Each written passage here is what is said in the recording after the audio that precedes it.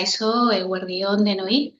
Comenzamos un nuevo Vivanou el mes de febrero desde la Unidad de Investigación e Innovación de la OSI Bilbao Basurto, Instituto de Investigación Sanitaria BioVizcaya.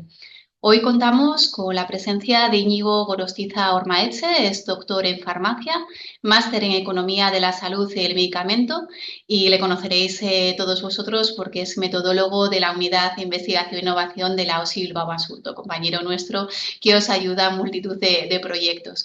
Hoy tenemos la suerte de contar con él en este Vivanou y nos va a presentar la introducción a la evaluación económica de los tratamientos. ¿Es coste efectiva mi alternativa? Os dejo con él.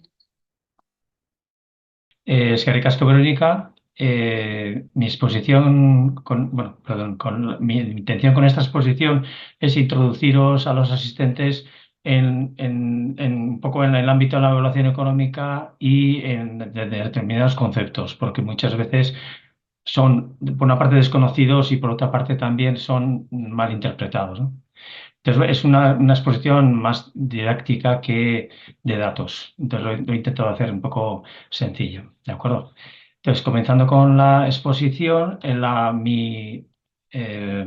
mi índice va a ser una introducción a algunos conceptos de economía de salud, como es el coste de oportunidad y la eficiencia, indicar en qué consiste el ratio coste-efectividad incremental y los tipos de estudios que se derivan de su clasificación, hablar brevemente de costes y de efectos, eh, comentar las diferencias que hay entre los estudios de coste-efectividad y coste-utilidad, porque se utilizan ambos normalmente en la bibliografía, y utilizando un artículo como base, el abstract de un artículo, introducir algunos conceptos adicionales. Y finalmente acabaría la exposición con dos ejemplos de implantación o de utilización de la evaluación económica o basados en evaluación económica con distintas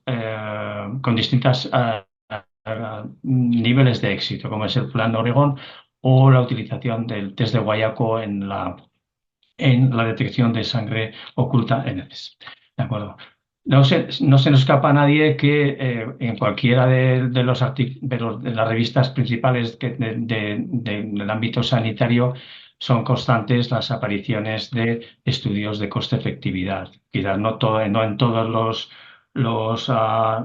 eh, los issues, pero sí, por ejemplo, el más o menos habitual y también como añadido a, por ejemplo, a otros estudios como pueden ser los ensayos, etcétera. ¿De acuerdo?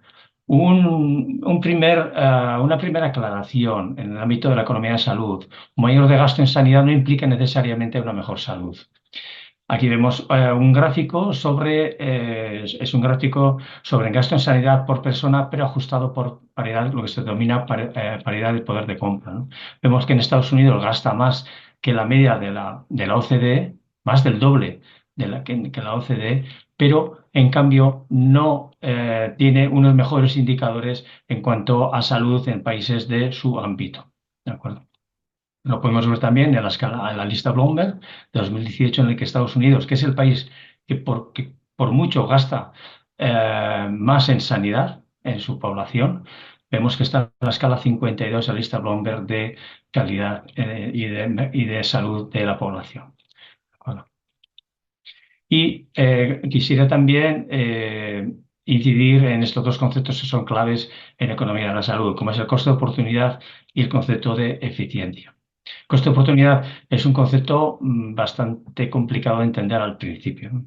Entonces, en nuestro entorno sanitario sabemos que vivimos en un ámbito de escasez. Los recursos que tenemos son limitados y no nos permite financiar todas las intervenciones y los tratamientos que nos gustaría financiar. Por otra parte, las necesidades de la población son ilimitadas. Ilimitadas en el sentido que se ha demostrado que cuanto más sana o cuanto más avanzada es una sociedad, más demanda de atención sanitaria. ¿De acuerdo? Entonces, tenemos por una parte una escasez de recursos y por otra parte tenemos unas necesidades ilimitadas. Por lo tanto, tendremos que elegir la forma más eficiente de utilizar estos recursos. En esta disyuntiva es donde aparece también el concepto de coste-oportunidad, que es un concepto meramente económico, ¿no?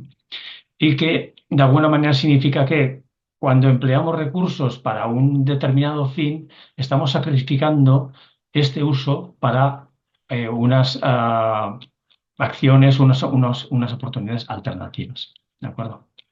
Aclarar también que condición de costes no es lo mismo que eficiencia económica. A veces en algunos estudios pues se ve que prácticamente si unas alternativas son menos costosas que otras, se concluye con que hay eficiencia económica y no, muchas veces no es así. El concepto de coste-oportunidad y el concepto de limitación de recursos lo compartimos todos en nuestro día a día, ¿no? Si tenemos un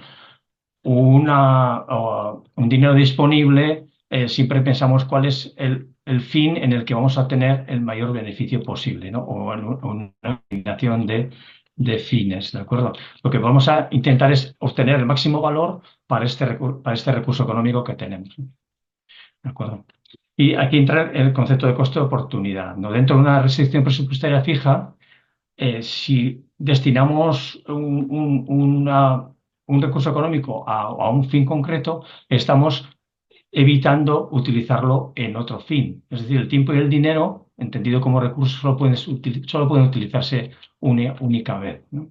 Y el coste de oportunidad significa, es el valor del mejor uso alternativo de los recursos. Es decir, que si nosotros destinamos, ya digo, es un poco complicado, ¿no?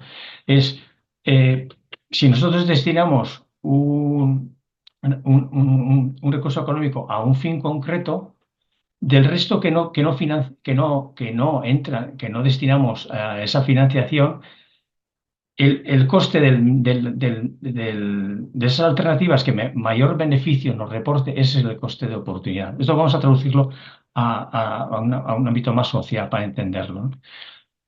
Imaginemos una persona que acaba el bachillerato. Acaba el bachillerato tiene dos opciones, o trabajar o estudiar una carrera. ¿De acuerdo? ¿Cuál sería el coste de oportunidad de estudiar una carrera? El coste de oportunidad de estudiar una carrera y no trabajar sería el dinero, si lo traducimos a dinero, el dinero que o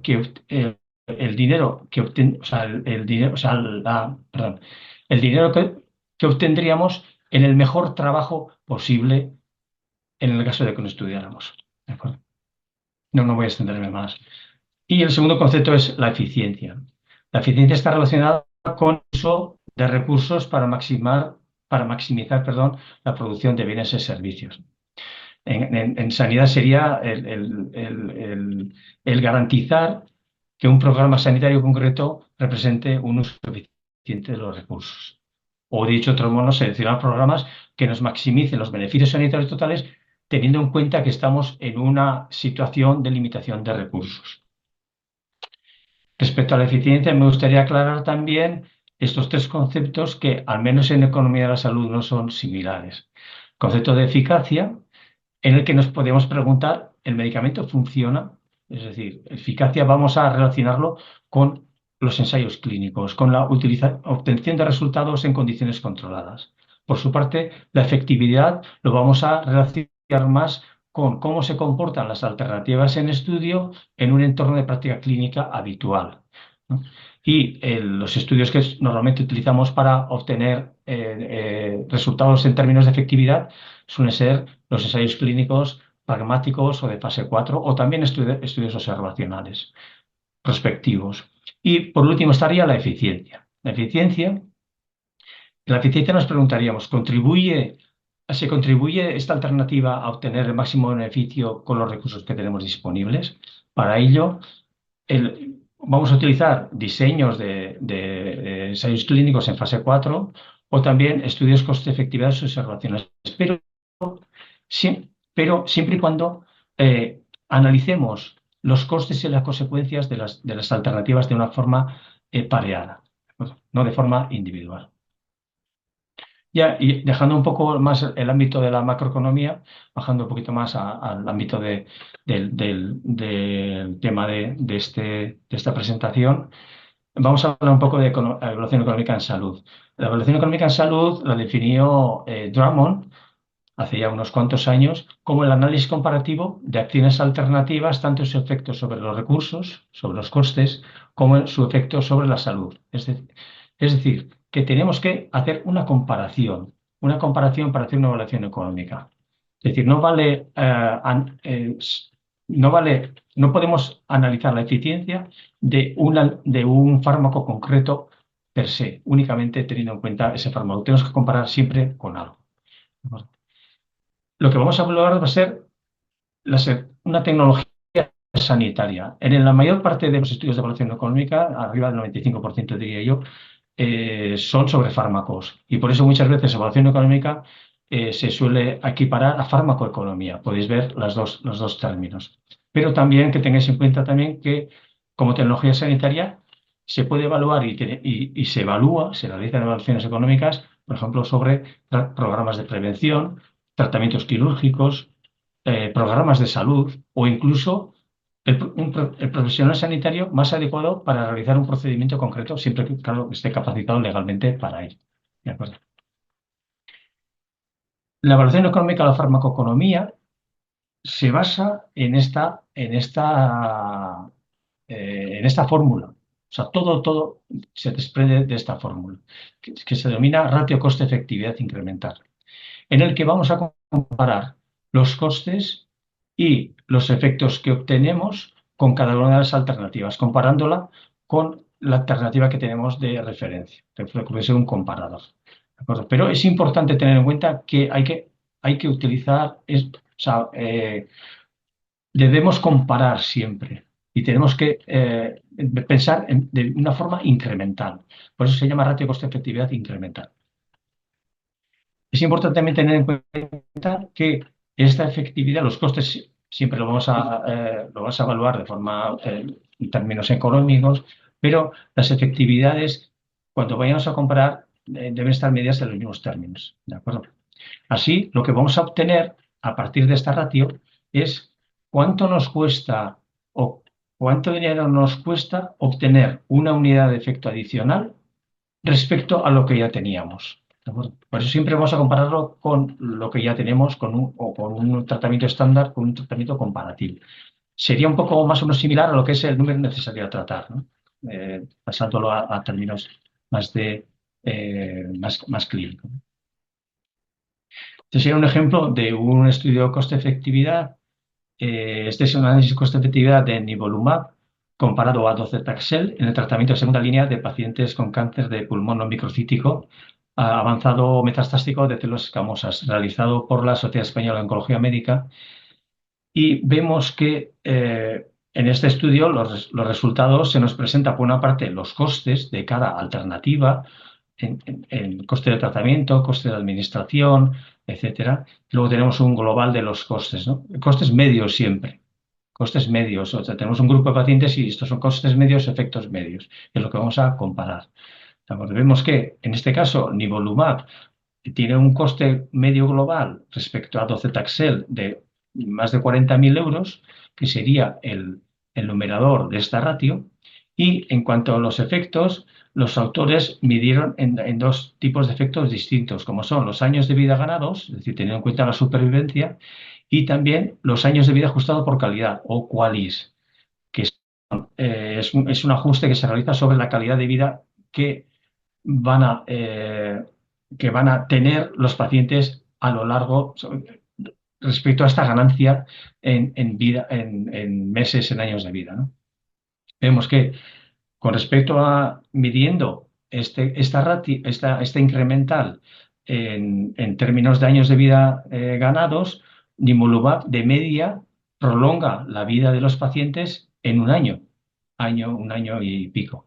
¿De acuerdo? Pero si lo ajustamos por la calidad de vida, vemos que este incremental es un poquito menor. Si hacemos esta ratio, el pasar un tratamiento, o sea, un paciente al tratamiento de docetaxel al nivolumab nos implica que invertir 36.700 euros para obtener un año de vida adicional.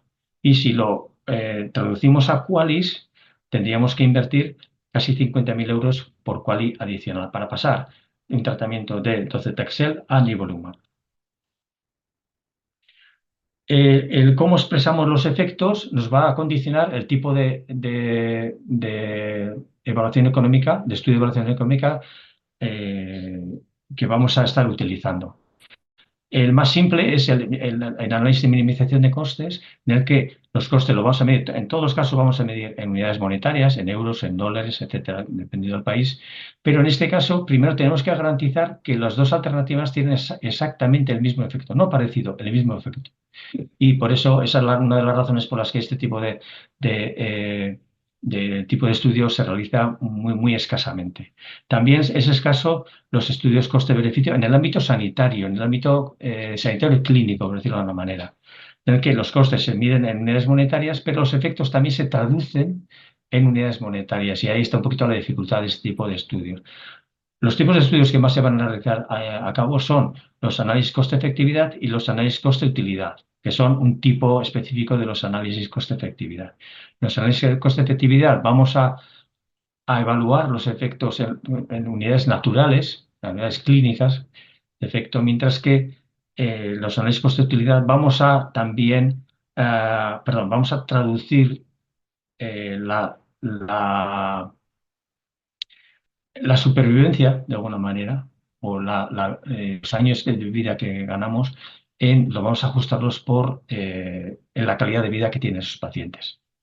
Lo vamos a traducir en utilidad y en cuáles. Brevemente vamos a hablar un poco de costes. El primer punto a tener en cuenta es que en los costes, coste no es igual a precios. Coste es un precio solo en lo que se denomina mercados competitivos perfectos, como puede ser mercado, por ejemplo, cuando hacemos compras de bienes en los supermercados, en coches, etcétera. Y así todo, en los supermercados de determinados alimentos tampoco es un mercado competitivo perfecto, ya que a veces puede haber subvenciones, por ejemplo, subvenciones a la agricultura, etcétera. En la mayoría de los mercados sí que suele aproximarse el coste al coste de oportunidad, el precio, perdón, al coste de oportunidad. Pero en nuestro entorno sanitario no es así, porque los medicamentos suelen estar sujetos a monopolios bilaterales, descuentos, negociación de precio de reembolso, etc. El mercado laboral suele ser imperfecto, ya que hay ¿cómo se llama? Hay un gran dentro de los trabajadores sanitarios, la mayoría, pues, o en una gran proporción, son funcionarios. ¿De acuerdo? Y luego, sobre todo porque hay lo que se denomina subvención cruzada, es decir, los que somos activos y utilizamos menos el entorno, los recursos sanitarios, se nos carga más porcentualmente respecto a las personas de una mayor edad, que son los usuarios que más lo utilizan, ¿no? Tenemos que tener en cuenta que se ha estimado que más del 50% o casi un 75% del gasto que hace una persona en sanidad a lo largo de toda su vida, la realiza en los 3 últimos años. ¿Qué es lo que hacemos en estas situaciones en las que el coste de oportunidad no se aproxima al precio? Lo que vamos a utilizar son las tarifas, contabilidad analítica de hospitales, etc. ¿Y cómo vamos a clasificar los costes? En nuestro ámbito vamos a clasificar los costes normalmente en evaluación económica. Digo, en costes directos, indirectos o intangibles. Costes directos que a su vez se pueden subclasificar en sanitarios o no sanitarios, y los sanitarios son los costes que más estamos acostumbrados a tenerlos en cuenta, ¿no? Como son el coste de las pruebas diagnósticas, el coste de la hospitalización, el coste de los fármacos, el coste de las visitas a consultas médicas, etcétera. Pero también tenemos que tener en cuenta que hay unos costes no sanitarios directos que normalmente los soporta el paciente, como son el coste de su transporte a las consultas, si tienen asistencia sanitaria que lo tienen que pagar de su bolsillo, etc. Y hay también lo que se denominan costes indirectos. Los costes indirectos normalmente van a estar integrados por los costes de las bajas laborales. ¿De acuerdo? A veces aquí se suelen incluir también los costes de la dependencia, o a veces también se incluyen dentro de los costes directos no sanitarios. Y finalmente hay unos costes que se denominan intangibles como los daños morales, el malestar, etcétera, que en evaluación económica no se suelen incluir normalmente porque son muy difíciles de valorar. ¿De acuerdo? no es una clasificación definitiva de costes porque también hay costes de capital, costes fijos, variables, etcétera, que se pueden utilizar, pero no son tan habituales en nuestro ámbito. Y en cuanto a los efectos, en esta balanza, en esta ecuación, en esta rata de coste-efectividad incremental, hemos comentado que el tipo de efectos que vamos a utilizar, cómo vamos a medir los efectos, va a condicionar el tipo de estudio de evaluación económica. Normalmente en los análisis coste-efectividad, los así nombrados van a utilizar, como he comentado, unidades naturales de efecto, unidades clínicas o de evaluación, como puede ser la mortalidad, que si luego vamos a traducirlo en años de vida ganados, por ejemplo, en hospitalizaciones evitadas, en recidivas, variables clínicas o analíticas, por ejemplo, pues en reducción de milímetros de mercurio, en reducción de porcentaje de hemoglobina glicosilada, etcétera. Esto sería el análisis coste-efectividad clásico. Pero ¿qué ocurre? ¿Cómo comparamos estudios con resultados que evalúan distintos efectos? Es decir, por ejemplo, ¿cómo comparamos estudios que nos hacen una disminución? Por ejemplo, tenemos que gastar 350 euros por disminuir 10 milímetros de mercurio en la tensión arterial sistólica con un estudio cuyos resultados nos dicen que nos hace falta invertir 1.000 euros para una disminución de un 1% en la hemoglobina glicosilada. A la hora de asignar recursos, ¿cómo ponderamos estos dos estudios? También cómo ponderamos resultados de estudios que evalúan actuaciones sobre distintas patologías, ¿no? Y que nos presentan resultados en términos de efectos clínicos específicos de esas patologías, ¿no? O incluso, aunque nos presenten los estudios en años de vida ganados, ¿no? Ganados sí, pero ¿en qué condiciones va a vivir el paciente esos años de vida ganados? También tenemos que tener en cuenta que los tratamientos no únicamente ejercen su efecto en estos resultados que vamos a medir, es decir, sobre la tensión arterial, sobre la hemoglobina glicosilada, también van a tener efectos, eh, otro tipo de efectos sobre el paciente, como pueden ser efectos adversos, etcétera. Entonces, que van a afectar sobre todo al paciente. Eh, por tanto, se vio hace unos años la necesidad de utilizar un parámetro de comparación común y global en los estudios para que la asignación de recursos por las decisiones sanitarias pudiera ser más fácil de tomar estas decisiones. Y en ese contexto es donde nacen el concepto de utilidad y nacen los años de vida ajustados por calidad o QALYs. Los estudios que utilizan QALYs se suelen denominar, de evaluación económica, se denominan análisis coste-utilidad. Pero muchas veces podéis ver que muchos estudios hablan de análisis coste-efectividad, pero en realidad están aportando resultados en forma de utilidad. No son equivalentes, pero sí el análisis coste-utilidad sería un tipo particular de análisis coste-efectividad. ¿Qué es la utilidad? Es un concepto también económico un poco difícil o, bueno, más complicado de entenderlo. Es la preferencia de los pacientes que pueden tener por un estado de salud respecto a otro. Traducido es eh, clasificar a los pacientes clasificar el estado de salud de los pacientes en una escala que va entre el 0, que sería el valor de la muerte, y el 1, que sería la salud plena. Entonces sería la utilidad. Y si combinamos el estado de salud del paciente entre esta escala de 0 a 1 con el tiempo que el paciente permanece en ese estado de salud, obtendríamos los QALYs. ¿De acuerdo? De esta manera vamos a poder comparar estudios que se realicen en ámbitos distintos, en patologías distintas, y lo que vamos a intentar maximizar es el número de QALYs que obtenemos por cada intervención.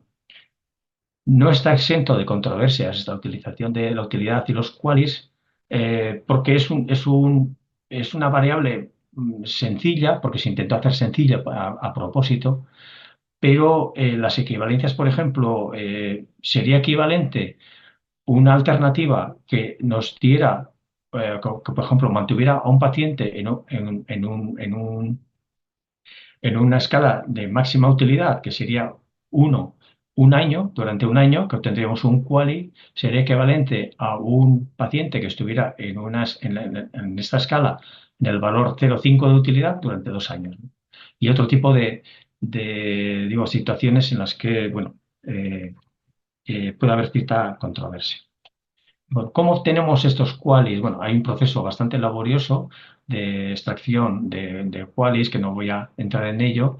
En nuestro ámbito es habitual utilizar el cuestionario que se denomina EQ5D5L, es decir, EQ de Euroqual, Quality of Life, con 5 dimensiones y 5 niveles de respuesta, que consta de una escala visual analógica que nos va a medir, no nos mide utilidad, nos mide la calidad de vida del paciente en ese momento, una calidad de vida global, cómo siente el paciente, cómo se siente el paciente en ese momento. El paciente marca en esta escala su valor.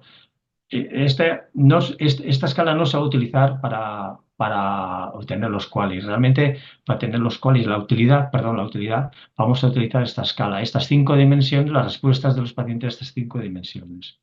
Y así el paciente, en función de cómo se encuentre ese día, va a marcar las distintas opciones en esta escala de 5 dimensiones, y este perfil 2, 1, 3, 1, 1 se va a traducir en un valor en esta escala de 0 a 1. Apuntar también que estos valores de utilidad, esta escala, esta traducción de los perfiles a la utilidad varía entre distintos países. O sea, no es lo mismo utilizar el EQ5D, 5L en Japón que en Inglaterra, que en España, que en Italia. ¿De acuerdo? Son específicos de cada país. Y teniendo estas escalas de utilidad, por ejemplo, que vayamos pasando a los pacientes en distintos puntos, o sea, en distintos tiempos, vamos a obtener los QALYs,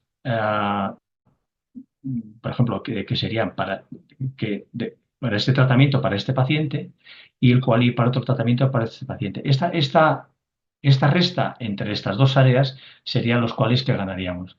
Esto no se hace normalmente por paciente, se suelen obtener datos agregados, ¿de acuerdo? De comparación. Esto es solo para explicar un poquito el proceso.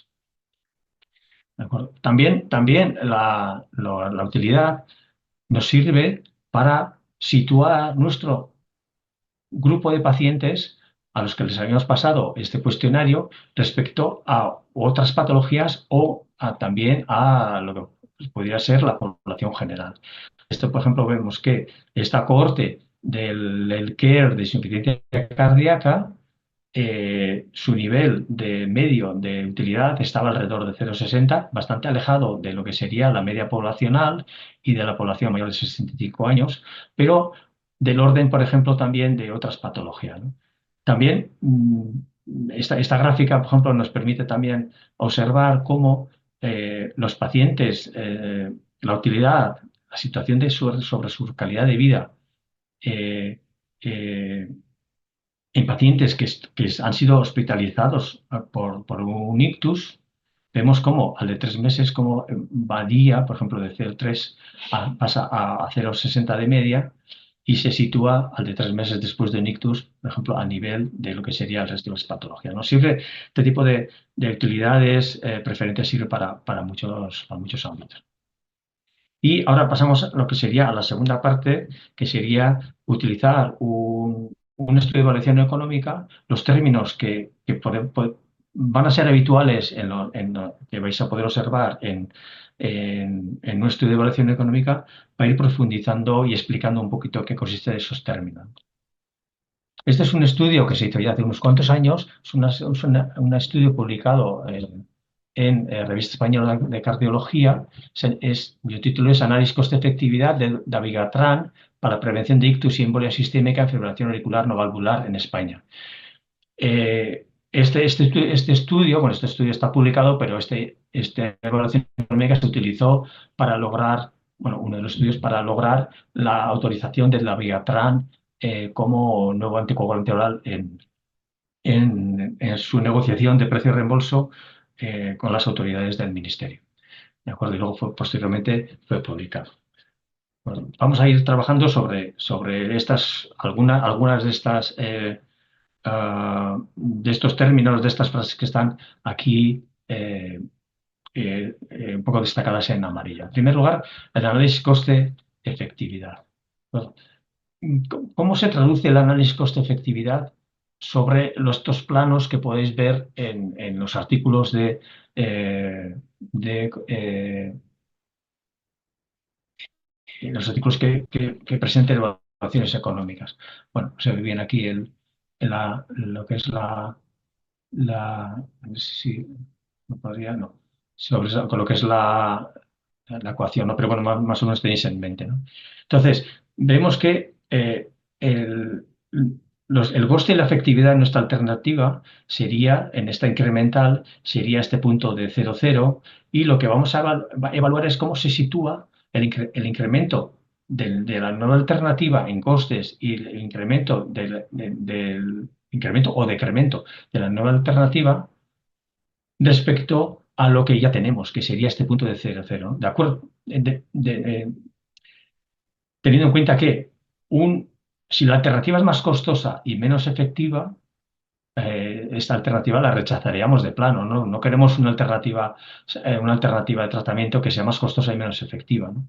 Y por otra parte, si es más efectiva con menos coste, pues las posibilidades de aceptarla son bastante altas. ¿Dónde está la duda? La duda está en si nuestra nueva alternativa es más costosa pero más efectiva. Es decir, hasta qué punto estamos dispuestos a gastar un poco más para incorporar esta nueva alternativa a nuestra cartera de servicios.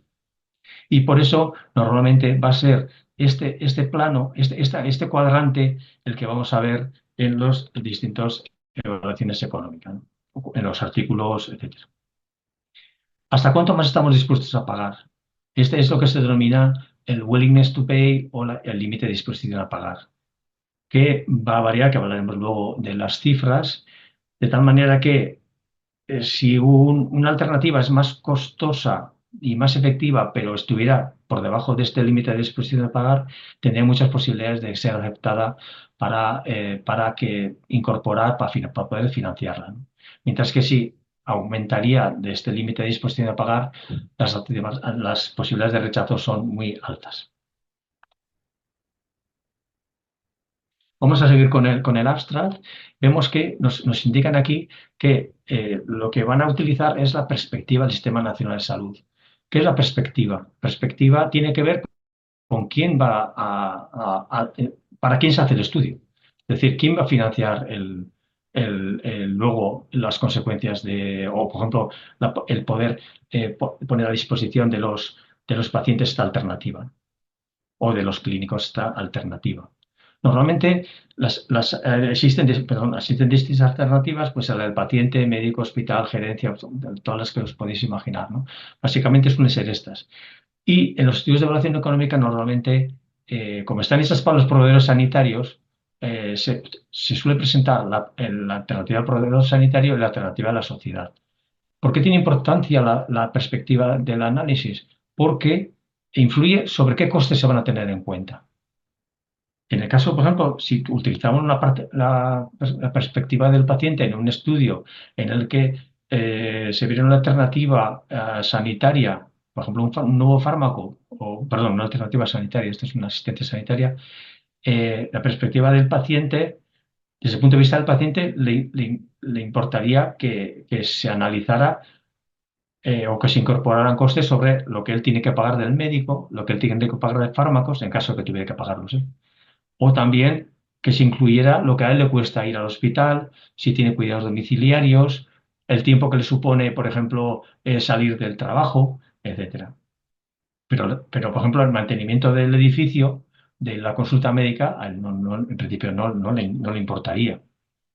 En el caso del hospital, le importaría todo lo que sería la asistencia sanitaria, lo que le cuesta la asistencia sanitaria al hospital, incluyendo salarios de personal administrativo, incluyendo el mantenimiento del edificio, pero lo que el paciente tiene que o va a gastar de su bolsillo, en principio esos costes no se incluirían dentro de lo que sería el proveedor sanitario. Y en cambio, desde una perspectiva de la sociedad, como siempre hay un trasvase de costes y beneficios en el sistema social, aquí sí que se deberían incluir, ¿no? Incluso las bajas sanitarias. Vamos a pasar ahora a lo que sería el concepto de modelo sanitario, ¿no? Perdón, de modelo económico, el modelo de evaluación económica del modelo sanitario. En este caso nos dicen que lo que hicieron fue adaptar un modelo de Markov que simula la historia natural de una enfermedad para una cohorte de 10.000 pacientes con fibrilación auricular no valvular a lo largo de la vida, ¿no? Y comparan el dabigatran frente a varfarina, varfarina en este caso traducido a Sintrom, a cenocumarol. Varfarina se utiliza muy poco en nuestro país. Y también sobre un patrón de prescripción habitual, ¿no? Que serían los antagonistas de vitamina K, que se hacen cenocumarol, también compararlo con ácido salicílico, que ahora ya no se utiliza en este fin, y un 10% no tratados. Pero, ¿qué son los modelos? ¿Qué son los modelos? Los modelos farmacoeconómicos de evaluación económica son muy utilizados, muy utilizados. Quiero empezar con esta frase, que es de un estadístico bayesiano de hace ya muchos años, que dice que en esencia todos los modelos están equivocados, pero algunos son útiles. Claro, el decisor sanitario tiene que tomar decisiones sobre financiar o no financiar un medicamento, pero tiene limitaciones a la hora de obtener evidencia sobre la cual basar esta decisión, ¿no? En los estudios, normalmente, antes de la autorización de los fármacos, de los estudios que realizan los laboratorios, antes los estudios de fase, por ejemplo, de fase 3, ensayos clínicos, es habitual la utilización de variables intermedias, no de variables finales, salvo en casos concretos, por ejemplo, puede ser oncología, ¿no? También sabemos que en los ensayos clínicos los periodos de seguimiento de estos pacientes son muy, muy cortos y la utilización de los fármacos va a ser durante muchos años, al menos 5 o 10 años. También las comparaciones que se realizan en los ensayos clínicos muchas veces, sobre todo en los de fase 3, son respecto a placebo, no son respecto a práctica clínica habitual. Y por otra parte, aunque nos indica aquí el tipo de pacientes que van a ser los que van a participar en los ensayos clínicos, no son los pacientes que luego van a utilizar los medicamentos, este tipo de medicamentos, si hablamos de medicamentos en la práctica clínica habitual, que van a ser pacientes mayores de 65 años, pluripatológicos, tomando distintos fármacos, etcétera. ¿De acuerdo? Entonces, se requiere, de alguna manera, simular o prever de alguna manera cuál va a ser el curso de estas patologías con la utilización de estos nuevos fármacos. Los modelos son, como pongo aquí, representaciones esquemáticas de los procesos propios de una situación clínica, de una patología, para prever su evolución y simular qué ocurriría con la toma de un nuevo fármaco, compararlo con lo que ocurre con la toma del fármaco sobre lo que estamos comparando, sobre la práctica clínica habitual. ¿De acuerdo? Entonces, vamos a tener que integrar en estos modelos información de distintas fuentes, tanto de efectividad de coste, tanto de ensayos clínicos, de información epidemiológica, información de asistencia sanitaria, etcétera, para poder desarrollar estos modelos. Pero, como digo, ningún modelo es bueno, ni un modelo es perfecto, todos están equivocados, pero algunos son útiles y los decisores necesitan tomar ah, decisiones en base muchas veces en base a estos modelos. Bueno, modelos más básicos son los árboles de decisión, estos ya son más difíciles de ver, se utilizaban sobre todo en los años 80, 70, 80, y son unos esquemas muy básicos, ¿no? Donde para ver cómo va a ir o las posibilidades que tiene un paciente de recorrer estos árboles, se le asignan unas determinadas probabilidades de transición y cada uno de estas vías tiene un coste asociado, ¿de acuerdo? Estos ya son bastante difíciles de ver este tipo de árboles de decisión sencillos. Lo más habitual son los modelos de Markov. En los modelos de Markov vamos a simular cómo transitan una serie de cohortes por distintos estados de salud en base a unas probabilidades de transición de transitar, como os digo, por estos distintos estados de salud, pero en unos periodos de tiempo concretos, es decir, unos ciclos que pueden ser de 3 meses, de 6 meses, un año, depende de las características de la patología. Es decir, comentamos con una cohorte sin patología y vamos viendo cada 3 meses, cada 6 meses, dónde se van situando, cómo van situando estos pacientes, ¿de acuerdo? En estas distintas estados de salud. En el caso concreto de este estudio incluyó 23 estados de salud, 15 permanentes y 8 temporales, porque también incluía también eh, estados de dependencia, incluía la dependencia de los pacientes. Y incluía también situaciones, eh, eh, situaciones transitorias en cuanto a los eventos que se podían dar. Por ejemplo, ictus, hemorragias digestivas, hemorragias craneales, etcétera. Y también, como siempre, la muerte. Existen también no sé si lo puedo quitar. No puedo quitar esto de arriba para que podáis ver mejor. Existe también otros modelos más difíciles, son mucho más eficientes, mucho más reales, pero mucho más difíciles de llevar a cabo, como son la simulación de eventos discretos.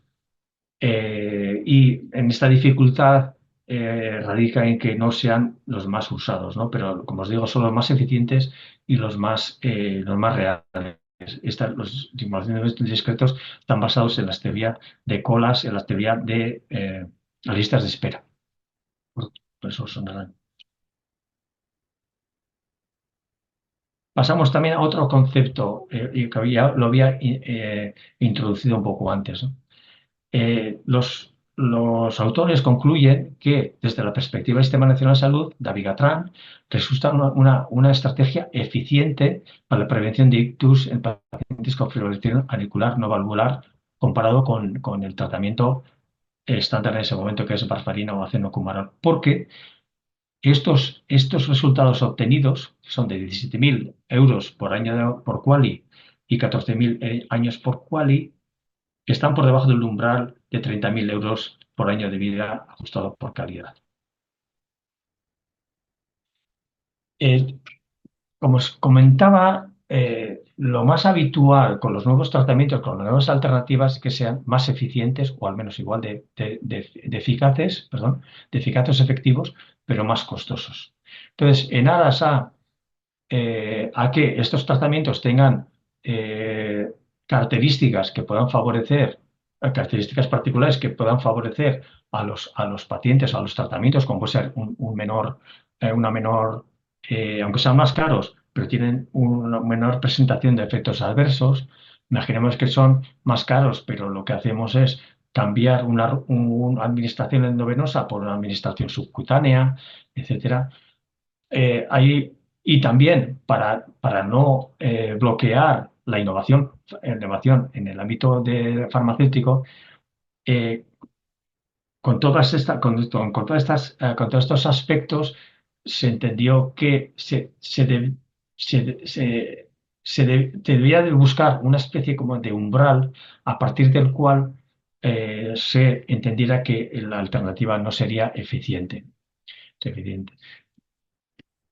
Tengo que puntualizar que estos umbrales son solo para los qualis, para los análisis costo-utilidad. No hay umbrales, por ejemplo, para cuál es el umbral de disponibilidad a pagar para, por ejemplo, una disminución de milímetros de mercurio o disminución de hospitalizaciones, etcétera. Esto solo se utiliza, como os digo, para el ámbito de los qualis, de los años de vida ajustados por calidad. No existen, quiero decir que no existen cifras oficiales, son cifras oficiosas que diversos autores han extraído en función de qué estudios se han presentado a las distintas organizaciones sanitarias y cuáles de estos estudios se han aceptado para financiación, es decir, los fármacos. ¿De acuerdo? El NICE inglés, inicialmente, que INAIS inglés es junto a los australianos y junto a los canadienses, los que más han promovido la utilización de QALYs y de los análisis coste-utilidad. El NICE estableció inicialmente bueno, está oficiosamente, es decir, porque esto no está publicado por el NICE en ningún sitio, un umbral de disponibilidad a pagar sobre 30.000 euros por QALY. Es decir, que si la nueva alternativa estaba por debajo el ratio coste-efectividad incremental estaba por debajo de estos 30.000 euros por QALY, la alternativa se consideraba eficiente y luego había que tener en cuenta también otros criterios, pero que pues, con posibilidad de financiación. En los últimos años, este umbral lo ha bajado a 20.000 euros por QALY. En el Estado español se hizo un estudio en el 2016 por la Agencia de Evaluación de Tecnologías Sanitarias Canaria, en las que se puso este umbral para España entre 20 y 25.000 euros por QALY. ¿De acuerdo? Sí existen fármacos alternativas que superen estos umbrales y son financiados, ¿de acuerdo? Por ejemplo, en el ámbito oncológico, en las novedades, por ejemplo, en, en todo lo que es células CAR, etcétera. Estos son todos los oncológicos, los ratios coste-efectividad incremental puede estar por encima de 80.000, de 100.000 euros por QALY, ¿de acuerdo?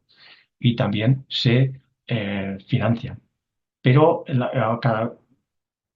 cada vez es más frecuente que en estas alternativas que son muy, entre comillas, poco eficientes, se lleguen a otro tipo de acuerdos de financiación, como puede ser los acuerdos de riesgo compartido, etc. Y también podemos encontrar, o vamos a encontrar en las evaluaciones económicas publicadas, que se realizan análisis de sensibilidad determinísticos y probabilísticos. Esto a cuenta de que nace de que, como he comentado, en los modelos hay mucha incertidumbre, y hay que evaluar esa incertidumbre. ¿De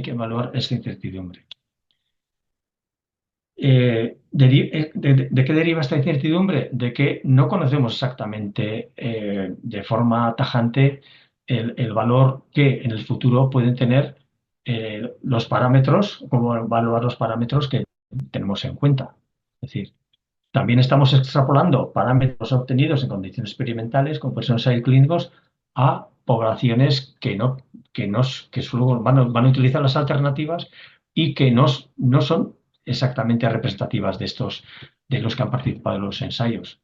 Y también hay una variabilidad intrínseca de las características de los pacientes y también de las enfermedades, ¿no? O sea, tenemos que jugar entre una serie de lo que sería una especie de un rango, ¿no? De unas medias con unos rangos. El símil serían, por ejemplo, cuando obtenemos una media, siempre lo acompañamos del intervalo de confianza, ¿no? Es decir, eso nos da una idea de la variabilidad que tienen nuestras determinaciones, ¿no? Esto sería extrapolarlo a futuro con los modelos. Por eso es habitual que se realicen análisis de sensibilidad y que se utilicen lo que se denominan modelos determinísticos y modelos probabilísticos. De forma sencilla, ¿qué serían unos resultados determinísticos, ¿no? Del modelo, ¿no? Sería ir a utilizar únicamente valores medios. Si tenemos un caso de un modelo de Markov de tres estados, ¿no? Asintomático, progresivo y muerto, y con dos tratamientos, un tratamiento estándar y un tratamiento que sería nuestra novedad, ¿no?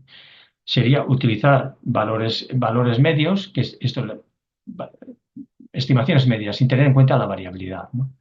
Los ratios sobre los efectos clínicos sería del B sobre el A, lo que utilizaríamos, los QALYs que obtendríamos y los costes que obtendríamos con cada una de las alternativas. Entonces, así obtendríamos con el tratamiento A, obtendríamos un QALY y a un coste de 11.000 euros. O sea, de media obtendríamos un QALY y los costes medios serían de 11.000 euros, y con tratamiento BEP imaginemos que obtenemos 3 QALYs y un coste medio de 34.000 perdón, este caso en libras, perdón por el error. En este caso, pasa, o sea, la utilización de este tratamiento B sobre el A tendría un ratio coste-efectividad incremental de 11.500 libras por quali. ¿De acuerdo? Sería un modelo determinístico, utilizar únicamente valores medios. Pero, como he comentado, no todos los pacientes tienen la misma edad, no todos los pacientes los efectos de los tratamientos son exactamente iguales, sino que jugamos con unos rangos, jugamos con una variabilidad, con unos intervalos de confianza. Y eso, por ejemplo, para los costes, para los cuales, para cómo puede progresar la enfermedad. Hay unas distribuciones detrás de estos parámetros, ¿no? Entonces, bueno, esto no quiere decir que en todos los casos que sean normales las distribuciones, ¿eh? Por ejemplo, sobre todo en el caso de los costes, es solo para, para reflejar que hay una heterogeneidad, una variabilidad en estas estimaciones. ¿De acuerdo? Si tenemos la misma estructura de modelo, un tratamiento estándar y un tratamiento a evaluación, lo que vamos a hacer va a ser hacer un muestreo aleatorio de pacientes que tengan distintas características. ¿De acuerdo? En un paciente, hacemos un muestreo aleatorio, un paciente puede tener efecto clínico en este punto de la distribución, con un progreso de enfermedad desde el punto de distribución que nos va a dar estos qualis y con estos costes. Y lo que hacemos es calcular con estos parámetros que nos salen, calcular los qualis que obtenemos y los costes que obtenemos para cada una de las alternativas. Hacemos una simulación, hacemos una segunda simulación y vamos obteniendo los costes y los qualis para cada una de las alternativas. Y esto lo hacemos miles de veces, a veces suele hacer hasta 10.000 veces, y lo que vamos a obtener va a ser los quali medios, los costes medios. Quali medios, costes medios, y con esto obtendríamos el ratio de coste-efectividad incremental. ¿De acuerdo? Y para finalizar con el tema de los modelos, comentar lo que os comentaba. Este sería una representación esquemática de un modelo, ¿no? Para que veáis la alta variabilidad, la alta incertidumbre que tenemos a la hora de desarrollar el modelo. Cogemos datos de distintas fuentes, de donde vamos a obtener las probabilidades de transición entre los distintos estados de salud, vamos a simular el progreso de la enfermedad, calculamos efectos costes y obtenemos finalmente el ratio coste-efectividad incremental, que luego lo vamos a representar pues, en planos, en curvas, hacemos el análisis de sensibilidad, etc. Volviendo a lo que sería al estudio, la perspectiva, ya lo he comentado, son importantes también el horizonte temporal y la tasa de descuento.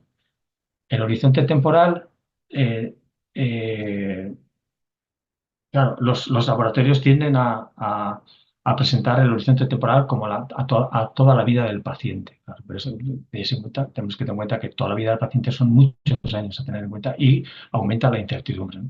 Por tanto, las teorías sanitarias les solicitan que estos modelos se modelicen también a 1, 5, 10, etcétera, a unos horizontes temporales más cortos, ¿de acuerdo? Pues claro, ¿cómo modelizamos los beneficios que vamos a obtener a 20 años, ¿no? Cuando quizás la vida útil del fármaco pueden ser 10 años, ¿no? Y el otro punto es la tasa de descuento. La tasa de descuento en el que nosotros debemos, entre comillas, actualizar los costes a un año base. ¿Por qué? Porque la decisión lo tenemos que tomar hoy en día. Y los costes y beneficios futuros los tenemos que traer al día de hoy. ¿Por qué se utiliza la tasa de descuento? Porque nosotros preferimos tener menos dinero hoy, preferimos tener, por ejemplo, 800 euros hoy a que me prometas 1.000 euros dentro de 5 años o dentro de 3 años, porque yo prefiero tener el dinero ahora. ¿De acuerdo? Por eso se actualizan las tasas de descuento al día de hoy, al día del año base de la evaluación económica. ¿Y quiénes van a ser los usuarios de los estudios de evaluación económica? Los laboratorios farmacéuticos, como he comentado, para conseguir la autorización de sus medicamentos y también para marketing. Las autoridades reguladoras para tener más información, más datos para poder decidir si van a financiar o no un medicamento. Los servicios de farmacia hospitalaria para evaluar si incluyen un fármaco dentro del valemicum del hospital. Y también dentro de un entorno de un mayor, o sea, de un entorno más macroeconómico, para ver qué prestaciones se pueden financiar dentro de un presupuesto limitado, ¿no? Aquí era donde iba a comentar dos, eh, dos aplicaciones de la evaluación económica un poco paradigmáticas, como fue el experimento Oregón y el test del Guayaco. Voy a ir un poco rápido. El, el- el- el experimento Oregón se realizó en los años, a finales de los años 89, principios de los años 90, en Oregón, en el estado de Oregón, a raíz de que se quitó de la financiación el trasplante de órganos. Entonces se dio el caso que, seguido de que se quitó la financiación del trasplante de órganos dentro de lo que es la prestación de, del Medicaid y del Medicare, eh, un niño cuyos padres no tenían asistencia sanitaria. Sabéis que en Estados Unidos hay muchas personas que no tienen asistencia sanitaria aunque trabajen. Entonces, un niño que necesitaba un trasplante, un niño de 9 o 10 años que necesitaba un trasplante, los padres no podían financiar los 100.000 euros que costaba el trasplante de órganos y el niño murió. Después de que hubieran quitado esta financiación. Y a eso le siguieron otra serie eh, de, eh, de pacientes que murieron. Y por tanto, en el Estado de Oregón se planteó, bueno, tenemos que dar también una cierta cobertura a estos pacientes, a estas personas que no tienen financiación, perdón, que no tienen cobertura sanitaria porque no se pueden permitir el pagarse un seguro y tampoco entran dentro de lo que son las coberturas del Medicaid o del Medicare. ¿De acuerdo? Entonces, pero claro, tenían un presupuesto limitado y tenían que financiar a la asistencia sanitaria a 400.000 personas. Entonces, claro, lo que decían fue, claro, no podemos financiar todo, vamos a tomar una decisión sobre qué financiar. Y lo que hicieron fue bueno, voy un poquito rápido, hacer una lista de actuaciones que se podían financiar, sobre todo en términos de coste-efectividad, de impacto número de beneficiarios, hicieron una lista y para cada una de estas listas, de forma decreciente, y para cada una de estas listas se integraban los distintos tratamientos. De tal manera que cuando llegó una línea, eh, se tomó un criterio. Una línea roja se marcó en el tratamiento número 567, a partir del cual ya no se financiaba porque se acababa el presupuesto. ¿De acuerdo? Que fue una primera lista que fue muy criticada, y para que veáis un poquito en esta primera lista, los empastes dentales se situaban por encima por ejemplo, de la apendicectomía. ¿De acuerdo? Hubo mucha controversia. Luego, si estas listas se fueron readaptando, y, por ejemplo, la segunda lista ya la apendicitis aparecía en el número 5. Es decir, se fueron financiando, pero sí quedaron también muchas intervenciones que se quedaron fuera de lo que sería la cobertura sanitaria. ¿De acuerdo? Decir que fue muy criticada esta lista, siguieron con las listas, pero esta forma de financiar no se tradujo o no se expandió a otros estados. ¿De acuerdo? Y el otro ejemplo, este ejemplo sí era un poquito más paradigmático, más de la utilización de los análisis de efectividad, fue sobre la utilización del test del Guayaco en la detección de cáncer colorectal. Entonces, en los años 70, la Sociedad Americana de Oncología estableció en que habría que realizar 6 test secuenciales de Guayaco para detección de sangre oculta en exces, con el fin de minimizar los falsos negativos. ¿De acuerdo? Entonces, si algún test resultaba positivo, se realizaba una prueba de vario. Entonces, estos autores lo que hicieron fue, bueno, ¿y por qué 6? ¿Y por qué no 5? ¿Y por qué no 1? ¿No? Entonces, hicieron una evaluación económica de lo que significaba la acumulación de estos test consecutivos de Guayaco. Entonces, con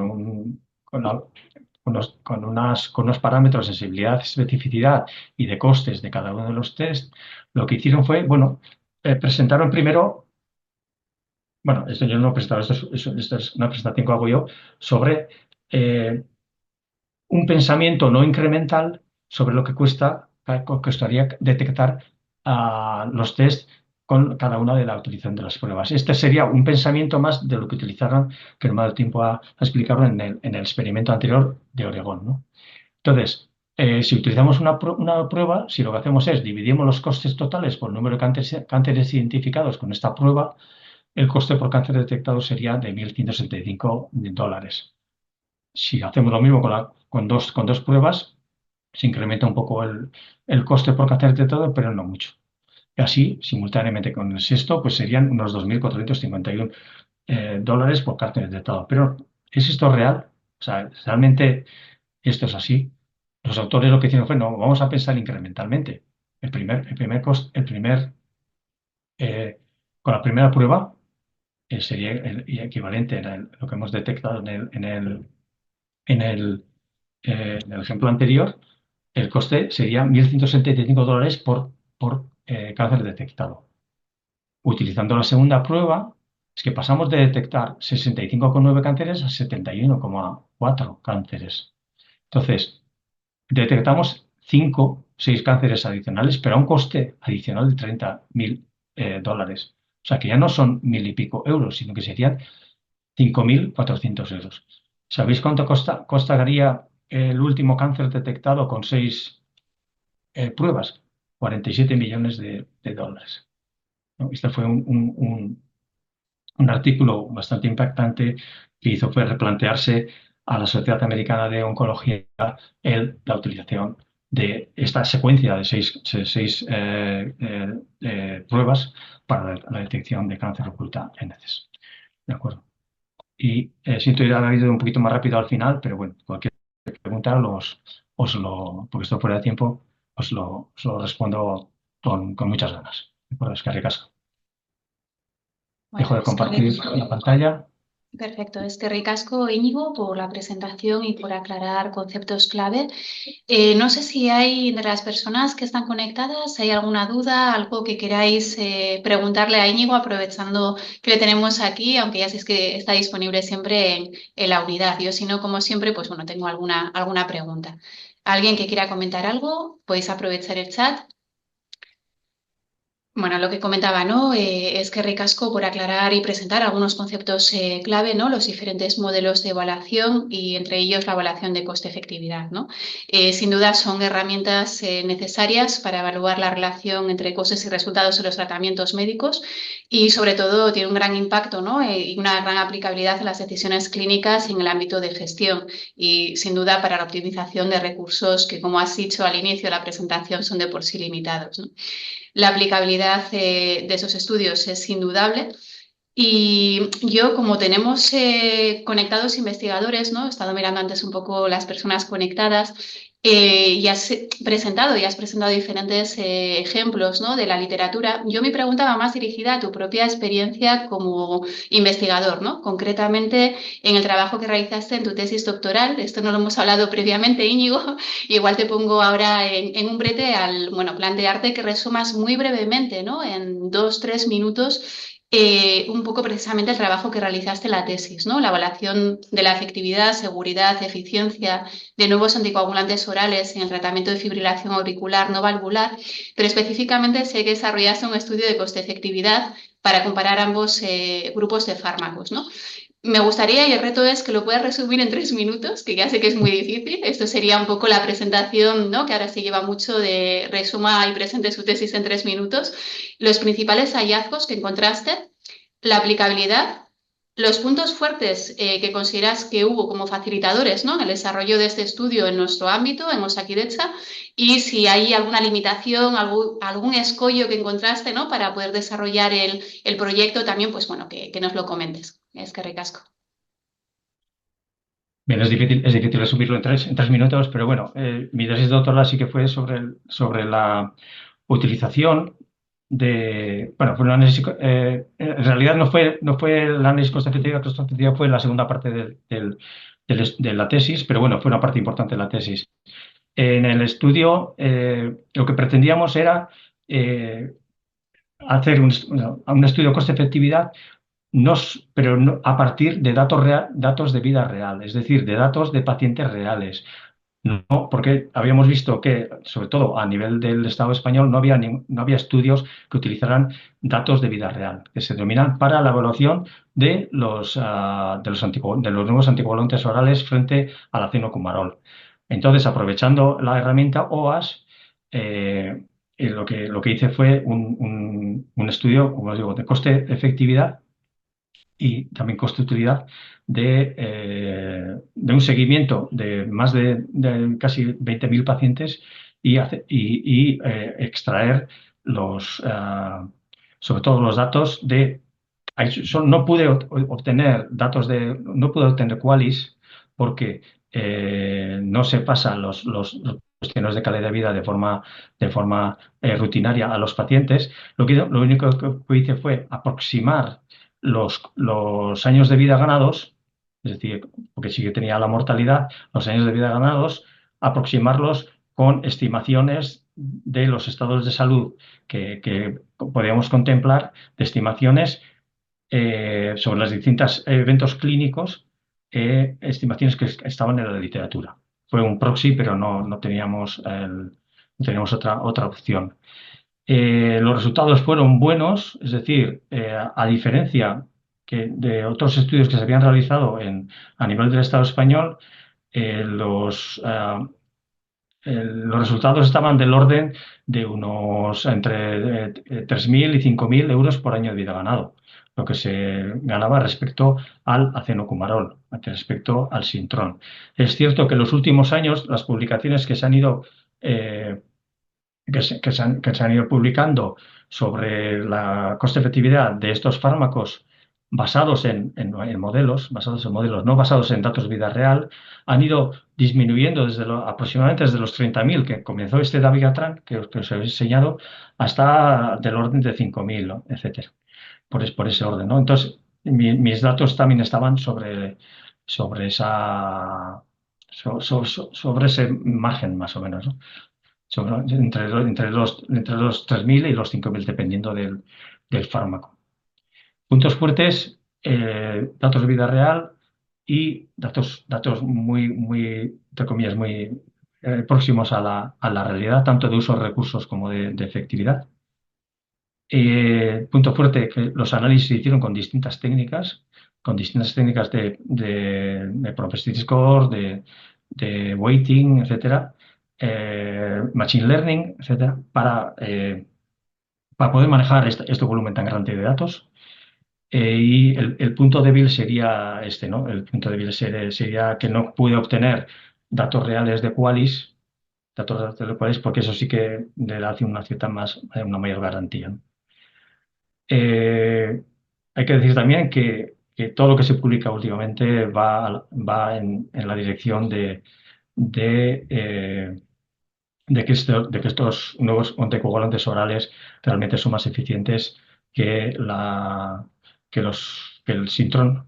Y de hecho hay autoridades sanitarias muy reticentes a novedades como es el NICE, que ya lo potencian, ¿no? Lo favorece.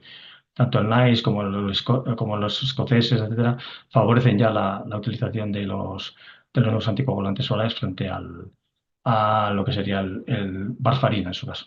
Yo creo que más o menos sería eso las ventajas un poco de los resultados de mi tesis. Perfecto, es que ricasco porque te he puesto un reto, la verdad, de tener que resumir, ¿no?, los aspectos más importantes de tu trabajo de tesis doctoral. Es que ricasco, Berriro, no tenemos ninguna pregunta. Recordaros que Íñigo, pues bueno, colabora, trabaja aquí en la unidad I+D+I, Instituto de Erasio Basurto, Instituto de Investigación BioVizcaya, y que, bueno, pues continuamos trabajando en ello. Sería interesante quizás hacer algún webinar también que pudieras difundir los resultados de la tesis doctoral, ¿no? Yo creo que tiene una aplicabilidad importante, entonces, bueno, ir iremos comentando. Es que Sí, ricas hoy. no, Sí. lo único de webinar quería comentar que tengo la tesis no sé cómo se llama, en barbecho o así, para el tema de las, Vale. entonces no puedo, tampoco puedo publicarlo. No lo puedes difundir todavía, Eso perfecto. es. Bueno, pues cuando puedas hacer una difusión ya más reglada, digamos, ¿no? No este Ujú. asalto que te he hecho en el webinar, pues bueno, nos comprometemos a hacer otro webinar porque yo creo que es de interés, ¿no? Para las personas que estamos conectadas. Es que ricasco y lo dejamos aquí pues por ajustarnos al tiempo. Es que ricasco, Íñigo. Las cargas a todos. Agur de noi. Agur.